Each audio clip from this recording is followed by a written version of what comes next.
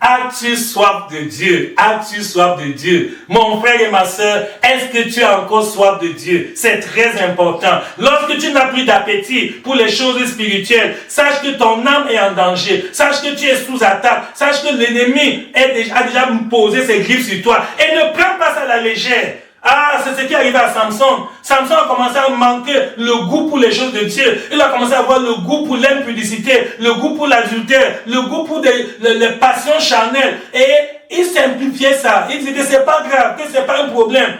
Et même aujourd'hui, cet esprit de Samson anime beaucoup de chrétiens, beaucoup d'enfants de Dieu ont l'esprit de Samson en eux. Ils sentent qu'ils baissent spirituellement, mais ça ne lui dit rien. Son cœur même le juge que certaines causes que tu fais là, est-ce que c'est bon pour un enfant de Dieu? Est-ce qu'avant toi là, tu parlais de choses comme ça, les gens de blagues, de plaisanteries, les paroles obscènes, les choses que les gens à côté de toi, avant tu fuyais, tu esquivais. Aujourd'hui tu es là, tu écoutes, jusqu'à toi-même tu ris. Les gens de musique mondaine qui entrent dans ton cœur aujourd'hui, hier tu n'étais pas tolérant comme ça. Mais la musique mondaine est devenue une chose normale pour toi. Les livres mondains, les films mondains, les vidéos mondaines, les choses mondaines, aujourd'hui sont devenues ta passion. Et tu prends ça. Et l'esprit de Samson te pousse à simplifier que c'est pas grave. Après tout, je pars encore à l'église. Après tout, je suis encore un frère et une soeur. Après tout, je lis quand même la Bible. Après tout, Écoute, c'est dangereux. Samson n'avait pas compris que son âme était en danger.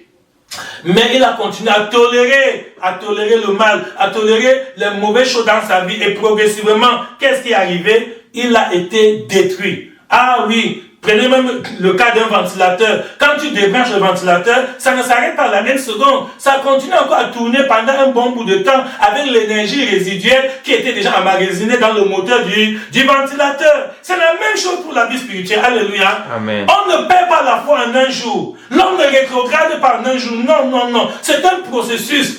La perte de la vie, la foi, c'est un processus graduel, ça vient progressivement. Samson a commencé à perdre le contact avec Dieu doucement.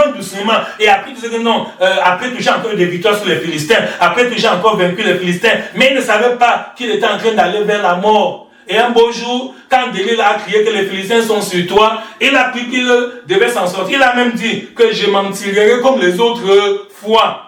Il a dit, je vais m'en tirer comme les autres fois, mais malheureusement, cette fois-là, la Bible nous dit très clairement que c'est Juge, chapitre 16, verset 20. Juge, chapitre 16, verset 20. Delilah a dit alors, les Philistins sont sur toi, Samson.